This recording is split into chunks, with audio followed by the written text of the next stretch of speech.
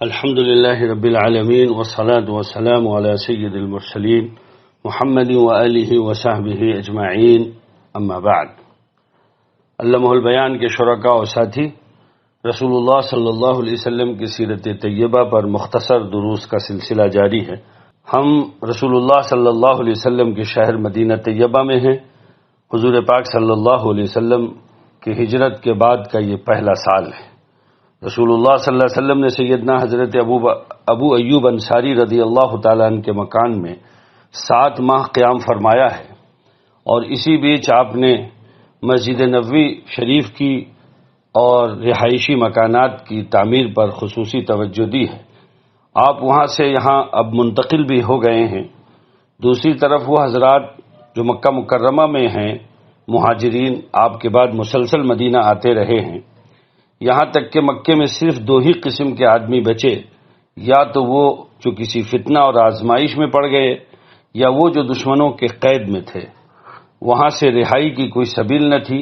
دوسری طرف مدینہ طیبہ میں انصار کا کوئی گھر ایسا نہ بچا جہاں لوگوں نے اسلام نہ قبول کیا ہو۔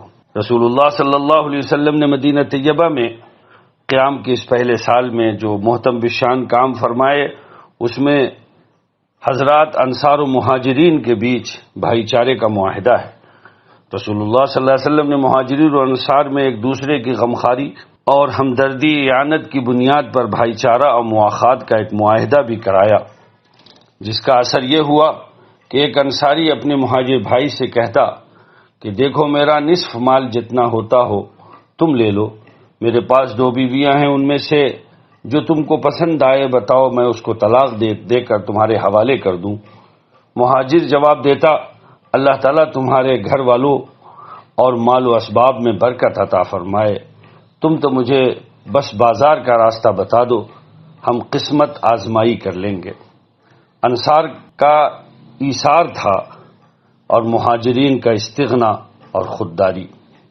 حضرات، یہ مواخات بھائی چارہ اپنی نوعیت کی منفرد اسلامی اور عالمی اخوت کی اساس ایک صاحب دعوت امت کے قیام کا مقدمہ تھی، جو ایک نئی دنیا کی تعمیر کے لیے برپا ہو رہی تھی۔ الحمدللہ اس طرح مہاجرین اور انصار کے درمیان یہ محدود اخوت دنیا انسانیت کی نئی زندگی کا پیش خیمہ ثابت ہوئی۔ اس لیے اللہ تعالیٰ نے ایک چھوٹے سے شہر کی ایک چھوٹی سی جماعت کو مخاطب کرتے ہوئے ارشاد فرمایا، الا تفعلوه تکن فتنة فی الارض وفساد کبیر، اگر یہ نہ کرو گے تو زمین میں بڑا فتنہ اور بڑا فساد پھیل جائے گا۔ حضرات، حضور پاک صلی اللہ علیہ وسلم نے اس ابتدائی سالوں میں، خاص طور سے پہلے سال، جو عظیم الشان کارہائے نمایاں انجام دیا، ان میں ایک حضور پاک صلی اللہ علیہ وسلم کا مدینہ طیبہ کی بڑی آبادی اور طاقتور آبادی، مالدار آبادی، یہودیوں سے امن و امان کا معاہدہ تھا۔ رسول اللہ صلی اللہ علیہ وسلم نے اس موقع پر مہاجرین و انصار کے لیے ایک تحریر تیار فرمائی، جس میں یہود سے امن و امان کا معاہدہ تھا، اور ان کے اپنے دین و مذہب پر رہنے اور مال و جائیداد کی حفاظت و بقا کا ذمہ لیا گیا تھا، اور ان کے حقوق اور ذمہ داریوں دونوں کی نشاندہی کی گئی تھی۔ حضرات، یہی پہلا سال تھا۔ مسلمان نماز ادا کرتے تھے۔ نماز کے لیے مسلمانوں کو بلانے کا اس وقت تک کوئی معقول انتظام نہیں تھا، اگرچہ مختلف طریقے تھے جن طریقوں سے یہ سلسلے جاری کیے جا سکتے ہیں، لیکن مسلمانوں کی طرف سے اللہ کے کسی اذن کا انتظار تھا۔ بالآخر اللہ تبارک و تعالیٰ کی طرف سے مسلمانوں کو خواب میں اس کا مشاہدہ کرایا گیا، اذان کا مشاہدہ کرایا گیا، چنانچہ آپ نے اسی اذان کو متعین فرمایا اور شرعی طور پر اس کا اجرا ہو گیا۔ یہ خدمت سیدنا حضرت بلال بن رباح حبشی رضی اللہ عنہ کے حوالے ہوئی۔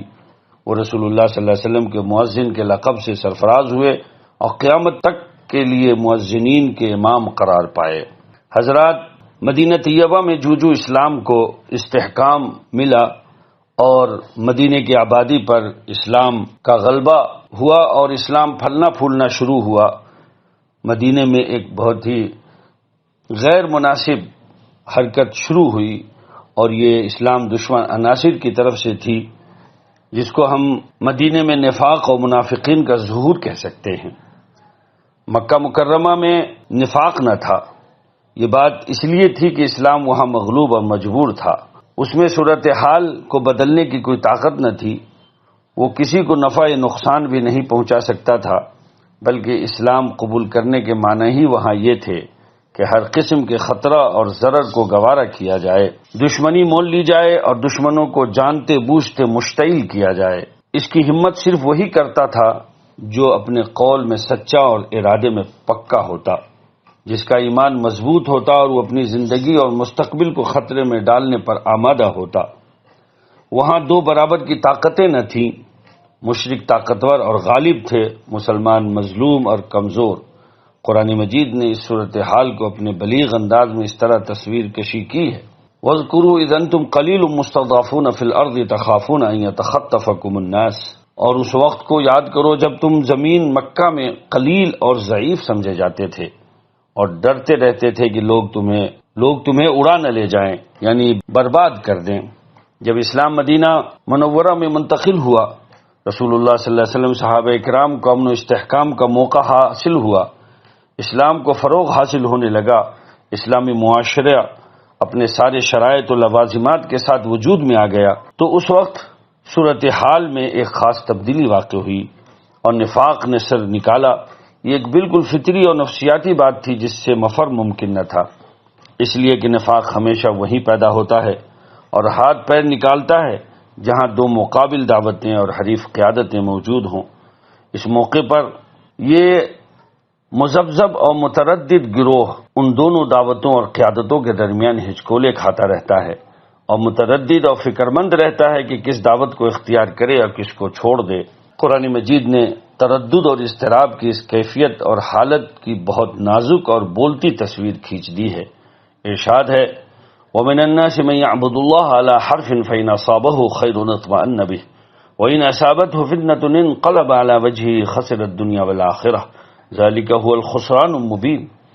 اور لوگوں میں بعض ایسا بھی ہے جو کنارے پر کھڑا ہو کر خدا کی عبادت کرتا ہے، اگر اس کو کوئی دنیاوی فائدہ پہنچے تو اس کے سبب مطمئن ہو جائے، اور اگر کوئی آفت پڑے تو منہ کے بل لوٹ جائے، یعنی پھر کافر ہو جائے۔ اس نے دنیا میں نقصان اٹھایا اور آخرت میں بھی یہی تو نقصان صریح ہے۔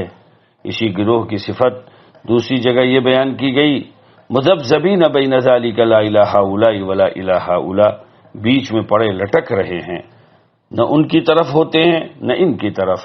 حضرات، مدینہ طیبہ میں منافقین نے جس طرح سر اٹھایا اور جس طرح سے اسلام اور مسلمانوں کو نقصان پہنچانے کی ٹھانی، اس میں جو سرکردہ نام ہے، جو اس کو رئیس المنافقین کہتے ہیں، کہا جانا چاہیے، کہا گیا ہے، وہ عبداللہ ابن ابی ابن سلول ہے۔ سیرت ابن ہشام بیان کرتے ہیں کہ جس وقت رسول اللہ صلی اللہ علیہ وسلم مدینہ طیبہ تشریف لائے، اس وقت عبد الرحمن بن ابی بن سلول مدینہ والوں کا سردار تھا۔ اوس و خزرج اسلام کی آمد سے قبل اس کے سوا کبھی بھی کسی پر متفق نہ ہو سکے تھے، ان دونوں قبیلوں کے کسی ایک شخص کو اپنا سردار بنانے پر راضی نہ تھے۔ اس کی قوم نے اس کی تاج پوشی کے لیے کوڑیوں کا ایک تاج بھی تیار کیا تھا اور اس کو بادشاہ بنانے کی تجویز تھی۔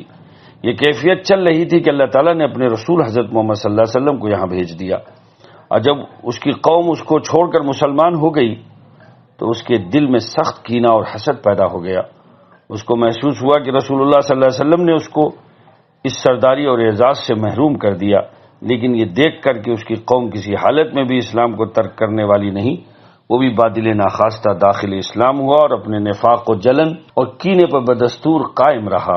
یہ ایسے تمام لوگ اسلام دشمنی پر اتر آئے جن کے دل میں کوئی چور تھا اور جو سیادت کے خواہاں تھے، وہ اس نئے دین سے گھٹن محسوس کرنے لگے جس نے ان کے منصوبوں کو خاک میں ملا دیا، امیدوں پر پانی پھیر دیا، اور جس نے مدینے کا رنگ بدل کر مہاجرین و انصار کی ایک دل ایک جان امت تیار کر دی تھی، جو رسول اللہ صلی اللہ علیہ وسلم پر جان چھڑکتی اور آپ کی محبت کو اپنے بیٹوں اور بیویوں کی محبت پر ترجیح دیتی تھی۔ یہ منظر دیکھ کر ان منافقین کے دل غصے اور حسد سے بھر گئے اور آن حضرت صلی اللہ علیہ وسلم کے خلاف منصوبے بنانے اور سازشیں کرنے لگے۔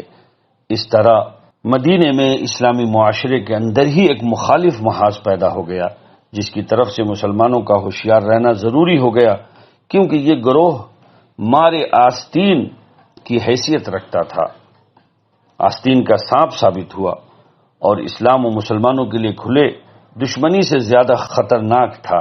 حضرات، آج کا سبق یہیں پر ختم کرتے ہیں۔ اللہ تعالیٰ سے دعا ہے کہ اللہ تعالیٰ حضرت محمد صلی اللہ علیہ وسلم کی کوششوں کو جو آپ صلی اللہ علیہ وسلم نے اس موقع پہ کی ہیں، اس پر آپ کو شایان شان، آپ کو اس کی جزا عطا فرمائے، آپ پر شایان شان درود و سلام نازل ہو۔ آج جمعے کا دن ہے، اللہ تعالیٰ آپ پر پوری امت کی طرف سے اس قدر درود و سلام نازل ہو کہ آپ خوش ہو جائیں۔